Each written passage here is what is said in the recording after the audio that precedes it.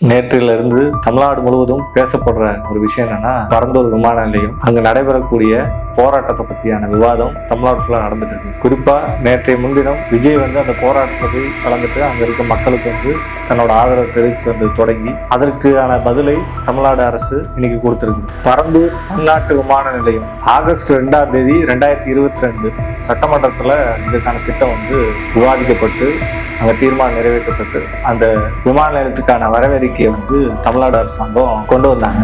அது அன்றைக்கிலிருந்து கிட்டத்தட்ட இன்னைக்கு 900 நாட்கள் கடந்து இந்த போராட்டம் அந்த மக்கள் மத்தியிலையும் அங்க இருக்கக்கூடிய 12 கிராம மக்களும் தொடர்ந்து போராடுறது. ஒரு பக்கம் அந்த மக்களோட போராட்டம், மறுபக்கம் அந்த பரந்தூர் விமான நிலையத்தை அமைப்பதற்கான அரசோட முயற்சி, இதெல்லாம் எதற்காக, அப்படி அந்த திட்டத்துல என்ன பாதிப்பு இருக்குது, இந்த மக்கள் என்ன சொல்றாங்க, அதுக்கு மாற்றா அரசு என்ன சொல்லுது அப்படின்றதும். இன்னொரு பக்கம் இந்த மக்கள் போராட்டத்தை மற்ற எதிர்கட்சிகளாகட்டும் இல்ல மற்ற கட்சிகள் எப்படி பாக்குறாங்க, அந்த மக்கள் எப்படி பாக்குறாங்க அப்படின்றதான் நம்ம இந்த வீடியோல முழுசா பார்க்கிறோம்.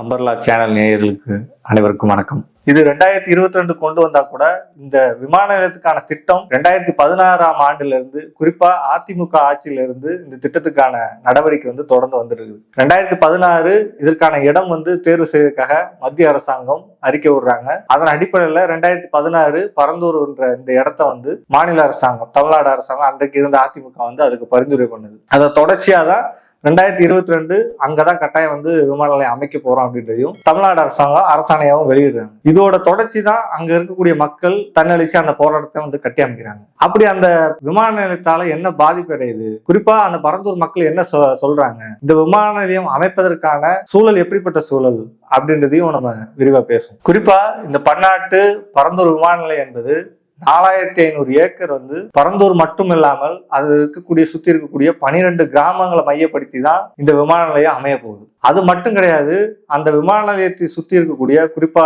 எகனாபுரம், நெல்வயல், கூத்தாமங்கலம், இப்படி 12 கிராமமும் சேர்த்துதான் அந்த பகுதியை இணைச்சிருக்காங்க. அந்த 4500 ஏக்கருக்குள்ள இப்படி 12 கிராமம் மட்டும் கிடையாது, குளங்கள், குறிப்பா ஏரிகள், குளங்கள், 20க்கும் மேற்பட்ட குளங்கள், ஏரிகள், அதெல்லாம் அழிச்சுதான் இந்த விமான நிலையம் வரப்போகுது. அது மட்டும் கிடையாது, பல பறவைகள் கூடி வாழக்கூடிய இடமாவும் அந்த எகனாபுரம் இருக்குது. அப்போ இதோட விளைவு தெரிஞ்சு, இப்பேற்பட்ட பாதிப்பு தெரிஞ்சுதான் முதல் கட்டமா 12 கிராமம் இருந்தா கூட 4500 ஏக்கர்ல பாதிப்படைஞ்சா கூட முதல்ல இந்த போராட்டம் எங்க மையப்படுத்தி இருக்குன்னா எகனாபுரம் மக்கள் தான் இந்த போராட்டத்தை முதல் கட்டமா தொடங்குறாங்க. அரசு வெளியிட்ட உடனே அதற்காக கிட்டத்தட்ட 200க்கும் மேற்பட்ட மக்கள் எகனாபுரத்துல கூடி இந்த போராட்டத்துக்கும் இந்த பன்னாட்டு விமான நிலையம் எங்களுக்கு வேண்டாம் அப்படின்னு சொல்லி அன்றையிலிருந்து போராட்டம் தொடங்குது. அந்த போராட்டம் தொடங்கி இன்னைக்கு 900 நாட்களை கடந்து, குறிப்பா ஜனவரி 10ஆம் தேதி அதுக்கான போராட்டம் தீவிரமடையுது. இன்னும் விரிவா சொல்ல போனா இந்த போராட்டம் அடுத்த கட்டமா விஜய் இந்த மக்களை போய் சந்திக்கிறதுக்கான நடவடிக்கை வரும்போதுதான்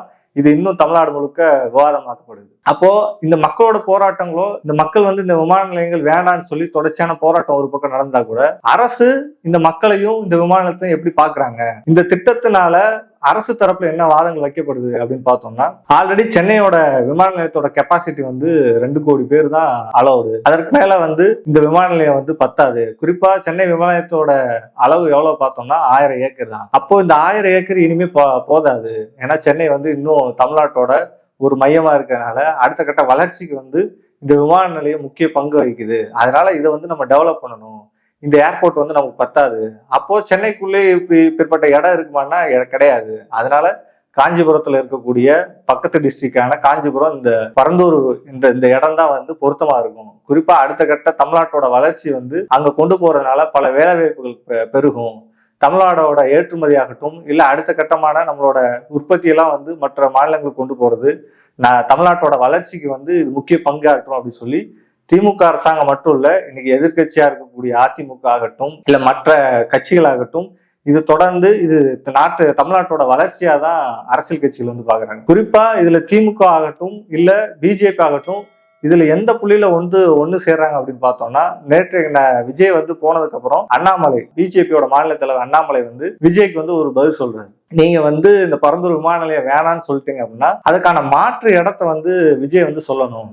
அந்த இடத்துலதான் அப்படி ஒரு போராட்டமோ இல்ல அந்த மக்களுக்கான ஆதரவு கொடுக்கறதா சரியா இருக்கும். அதை விட்டுட்டு பொதுவா நீங்க வந்து இந்த இடம் வேணாம், இங்க வந்து விமான நிலையம் கூடாதுன்ற மாதிரி பேசக்கூடாது அப்படின்றதும், இன்னும் பல கட்சி தலைவரோட வாய்ஸ் என்னவா இருக்குன்னா, எங்களுக்கு வந்து விமான நிலையம் வேணும், ஆனா இந்த இடத்துல வேணாம் அப்படின்றதுதான் தங்களோட முடிவா சொல்றாங்களோ தவிர, அந்த மக்கள் எப்படி பாதிக்கப்படுறாங்க, அந்த மக்களோட வாழ்நிலை எப்படி சிதைக்கப்படுது அப்படின்றத பத்தி எந்த கட்சிகளும் பேசல. குறிப்பா இதுல திமுகவும் பிஜேபியும் இந்த கார்பரேட் நலங்களை, குறிப்பா இந்த விமான நிலையம் வந்தா யாருக்கு நன்மையாகவும் யாருக்கு பாதிப்படைன்றதை பேசாம இந்த திட்டத்தை எப்படி நடைமுறைப்படுத்தலாம், 900 நாள் வந்து போராடி இருக்காங்கன்னா அதுக்கான ஒரு பேச்சுவார்த்தையோ இல்ல அந்த மக்கள் மனநிலை இருந்து சிந்திக்கிறாங்கன்னா அப்படி கிடையாது. விமான நிலையத்தை எப்படியாவது கொண்டு வரன்றதா பிஜேபி ஆகட்டும் இல்ல திமுக அரசாங்கம் ஆகட்டும் இந்த போராட்டத்தை வந்து அப்படிதான் பாக்குறாங்க. இன்னைக்கு ஸ்டேட்மெண்ட் விட்டா கூட திமுக அரசாங்கம் அதுல கூட என்ன மாதிரியான பதில் சொல்றாங்க அப்படின்னா, மக்களுக்கு பாதிப்பு வராது, இங்க இருக்கக்கூடிய விவசாயத்துக்கு வந்து என்னைக்கும் திமுக அரசாங்கம் வந்து உறுதுணையா இருக்கும், அதுக்காக ஏதாவது ஒரு பாதிப்பு வந்துச்சுன்னா கட்டாயம் நாங்க அந்த திட்டத்தை ஏத்துக்க மாட்டோம் அப்படின்ற மாதிரி இன்னைக்கு அறிக்கை விடுறாங்க. ஆனா அந்த போராட்டத்தை வந்து ஒடுக்குறதுக்கு என்னென்ன மாதிரியான நடவடிக்கை வந்து செஞ்சாங்க.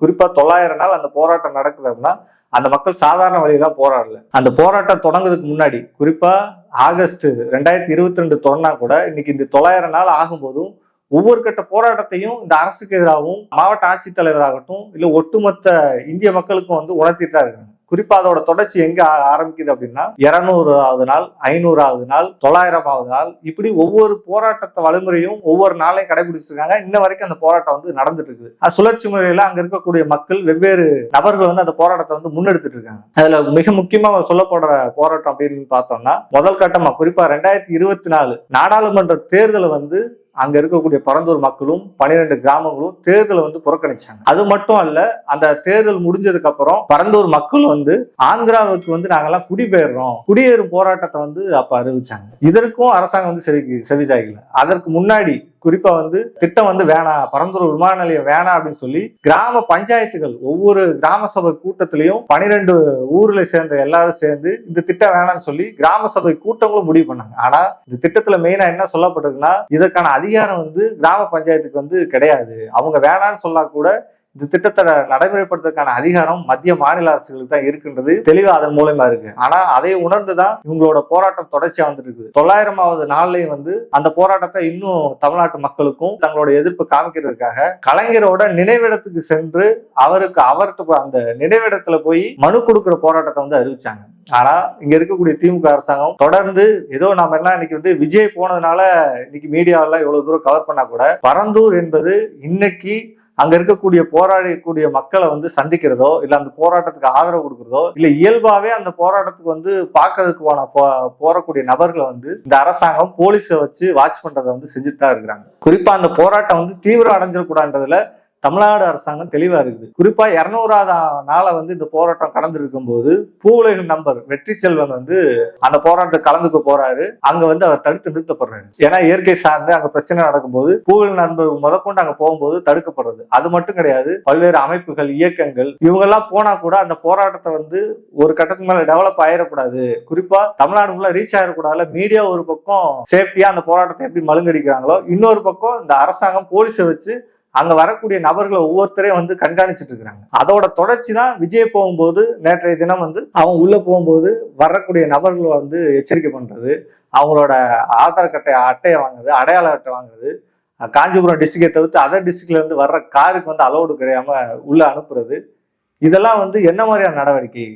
இந்திய நாட்டுல எந்த ஒரு மனிதனும் எந்த ஒரு இடத்துக்கும் போகலான்றதுதான் இங்க சட்டம் சொல்றது. ஆனா இப்படிப்பட்ட ஒரு போராட்டம் நடக்கக்கூடிய ஏரியால போலீஸோட ராஜ்யத்தை வந்து நிறுவனத்துக்காகவும் போலீஸ் மட்டும் இல்லாம குறிப்பா அந்த போராட்டத்துக்கான ஆதரவு மற்ற மாவட்டத்துக்குள்ளேயும் போகக்கூடாதுன்றதுல தெளிவா வந்து இந்த அரசாங்கம் வந்து போலீஸை வச்சு மூர்க்கமா அந்த போராட்டம் வந்து ஒடுக்கிட்டு இருக்காங்க. ஆனா அதெல்லாம் வந்து ஒரு பக்கம் இருந்தா கூட இந்த மக்கள் போராட்டம் குறிப்பா பரந்தூர் மக்கள் போராட்டம் 900 நாட்களும் உறுதியா நிக்குது அப்படின்னா அவங்க அந்த விவசாய நிலத்தையும் தங்களோட வாழ்வாதாரத்துக்கான போராட்டமா தான் பாக்குறாங்க. அந்த அடிப்படையில தான் இந்த போராட்டத்தை வந்து இவ்வளவு நாள் தொடர்ச்சியா கொண்டு போயிட்டு இருக்காங்க. அப்போ இதை பத்தி அரசியல் கட்சிகள் குறிப்பா பரந்தூர் விமான நிலையம் அமைய போற அந்த ஏரியால இருக்கக்கூடிய அரசியல் கட்சிகளை சேர்ந்த செல்வ பெருந்தகை தான் காங்கிரஸ் தலைவர், இன்னைக்கு இருக்கக்கூடிய மாநில தலைவர். அவர் அந்த பகுதியோட சட்டமன்ற உறுப்பினர். அவரு இதை எப்படி பாக்குறாரு அப்படின்னு பார்த்தோம்னா, சும்மா அடையாளத்துக்கு எப்பயாவது அந்த போராட்டத்துக்கு வந்து ஆதரவு கொடுக்குறது, சட்டமன்றத்துல எப்பயாவது பேசுறதோட அவர் நிப்பாட்டிக்கிறாரு. இன்னொரு பக்கம் எம்பி, அந்த ஏரியாவோட பாராளுமன்ற உறுப்பினர் டிஆர்பி பாலு வந்து அவர் இந்த போராட்டத்தை எப்படி பாக்குறாருன்னா, தேர்தலுக்கு முன்னாடி அங்க இருக்கக்கூடிய மக்களை சந்திச்சு நான் வந்து கட்டாயம் ஆட்சிக்கு வந்தா நான் வந்து பார்லிமெண்ட் வந்து இதை பத்தி பேசுவேன், இந்த திட்டத்தை வந்து நிப்பாட்டு அப்படின்னாங்க. ஆனா அன்னைக்கு வாக்குறுதி கொடுத்தவர் தான் இன்றைக்கு வரைக்கும் பரந்தூர் பக்கமே வந்து டிஆர்பி பாலு வந்து இன்ன வரைக்கும் அங்க போல. இப்படி அரசியல் கட்சிகள் இந்த போராட்டத்தை வந்து மக்களோட போராட்டத்தை வந்து ஒரு பக்கம் செவி சாய்க்காம இருப்பதும், இன்னொரு பக்கம் அவங்க வந்து தொடர்ச்சியான இந்த கட்டமைப்புக்குள்ள குறிப்பா எந்த அரசியல் கட்சி வந்தாலும், அதிமுக அன்னைக்கு இருந்த இந்த திட்டத்தை வந்து நடைமுறைப்படுத்தவும் இதுக்கான இடத்தை தேர்வு செஞ்சாலும் திமுக அதை நடைமுறைப்படுத்துக்கான வேலையை வந்து மூர்க்கமா வந்து செஞ்சுட்டு இருக்குது. இதெல்லாம் மக்கள் ஒரு பக்கம் ஒரு நம்பாம தொடர்ந்து அவங்களோட போராட்டம் தான் இது வந்து முடிவு கொண்டு வர அடிப்படையில இந்த போராட்டம் வந்து 900 நாள் கொண்டு வராங்க. அங்க இருக்கக்கூடிய மக்கள் கடைசியா சொன்னது, குறிப்பா இந்த 900 ஆகட்டும், இல்ல அவங்க குடியேறி போன ஆந்திராவுக்கு குடியேறும் போராட்டத்தை அறிவிச்சதாகட்டும், தேர்தல் புறக்கணிப்பு செஞ்சதாகட்டும், அவர்களோட அந்த போராட்ட உணர்வு வந்து இந்த திட்டத்தை பின்வாங்கும் வரைக்கும் நாங்கெல்லாம் ஓய மாட்டோம், எங்களோட உயிரே போனாலும் இந்த பரந்தூர் விமான நிலையத்தை அமைக்க மாட்டோம்னு சொல்லி அந்த மக்கள் உறுதியா போராட்டு இருக்காங்க. ஆனா இன்னொரு பக்கம் இங்க இருக்கக்கூடிய மாநில அரசாங்கமாகட்டும் இல்ல மத்திய அரசாங்கமாகட்டும் இந்த திட்டத்தையும் இது ஏதோ மற்ற இந்த இந்திய நாட்டோட வளர்ச்சியாகவும் தமிழ்நாட்டோட வளர்ச்சியாக மட்டும் பாக்குறாங்க. ஆனா அங்க இருக்கக்கூடிய மக்களோட பிரச்சனை என்ன, அவங்களோட வாழ்வாதாரம் என்ன, அவங்களுக்கான மாற்று இடம் என்ன அப்படின்றது யாரும் பேசுறதில்லை. குறிப்பா இதுல விளக்கம் கொடுக்குற எல்லா அரசியல் கட்சியும் வந்து வளர்ச்சின்னு வரும்போது சில இடங்கள் வந்து அழியதான் செய்யும்.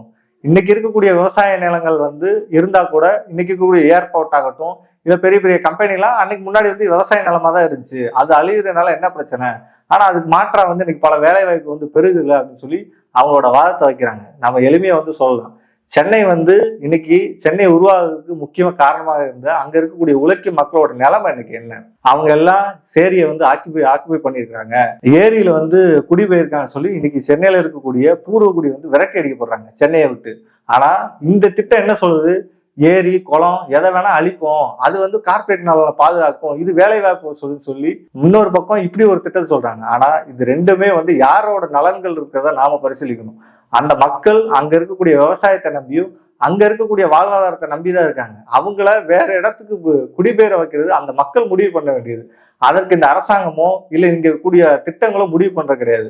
அந்த அடிப்படையில் எப்படி வந்து சென்னையில இருக்கக்கூடிய சென்னையை உருவாக்கிய சென்னை இருக்கக்கூடிய ஒவ்வொரு கட்டிடமும் இன்னைக்கு சென்னை இவ்வளவு பில்டிங்காகவும் சுகாதாரமும் இருக்குன்னா அங்க இருக்கக்கூடிய உழைக்கும் மக்கள் வந்து எப்படி விரட்டி அடிக்கப்படுறாங்களோ அதற்கு காரணம் வந்து ஆக்குப்பை நிலங்களை வந்து சொல்றாங்க. ஆனா இன்னொரு பக்கம் இங்க இருக்கக்கூடிய ஏரியெல்லாம் அழிச்சிட்டு பெரிய விமான நிலையம் அமைப்புறது வந்து வளர்ச்சின்னு சொல்றது எந்த விதத்திலும் ஏற்புடையதல்ல. இந்த போராட்டம் என்பது அந்த மக்கள் நினைச்சா மட்டும் முடியாது. குறிப்பா இன்னைக்கு இருக்கக்கூடிய திமுக அரசாங்கம் வந்து ஆட்சிக்கு வந்தா இப்படிப்பட்ட கார்பரேட் திட்டங்களை வந்து தொடர்ந்து அமல்படுத்திட்டு இருக்குது. இது இங்க இருக்கக்கூடிய திட்டம் மட்டும் இல்ல, நாளைக்கு கன்னியாகுமரியில வந்து அணுக்கழிவு ஆலையை வந்து அமைப்பதற்கான ஒப்பந்தத்தையும் தமிழ்நாடு அரசாங்கம் கொடுத்திருக்கு. அது மட்டும் கிடையாது, ஆல்ரெடி வந்து மதுரையில வந்து டங்ஷன் வந்து அமைப்பதற்கான போராட்டம் அங்க இருக்கக்கூடிய மக்கள் வந்து தொடர்ந்து போராட்டு இருக்காங்க. காஞ்சிபுரம் மட்டும் இல்லாம திருவண்ணாமலை டிஸ்ட்ரிக்ட்ல சிப்காட் அமைக்க கூடாதுன்னு சொல்லி அங்க இருக்க மக்களும் வந்து தொடர்ந்து இந்த கார்பரேட் திட்டத்துக்கு எதிராக போராட்டு இருக்காங்க. ஆனா மக்கள் இப்படி போராட்டு இருந்தா கூட திமுக அரசாங்கம் இது எந்த விதத்திலும் செவி கொடுத்து சாய்க்கிறது இல்லை.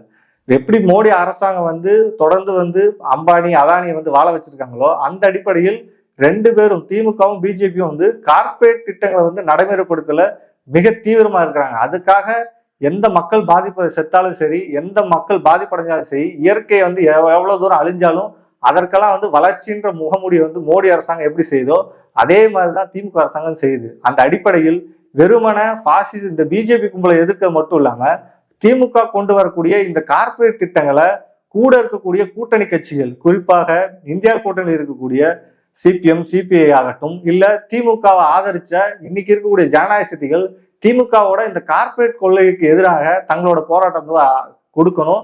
அதற்கு எதிரான குரலை வந்து திமுகவுக்கு எதிரான குரலை வந்து மற்ற கட்சிகளும் வந்து இதுக்கான ஆதரவையும் அந்த மக்கள் போராட்டத்தை ஆதரவையும் திமுகவோட அந்த கார்பரேட் கொள்ளைக்கு எதிரான நடவடிக்கையும் வந்து அனைத்து கட்சியும் செய்யணும். அதுதான் இந்த போராட்டத்தை வந்து வெற்றியடை செய்யும். அதுவேதான் அந்த மக்களுக்காக நிற்கிறக்கூடிய ஒரு கட்சியாகவும் அமையும்.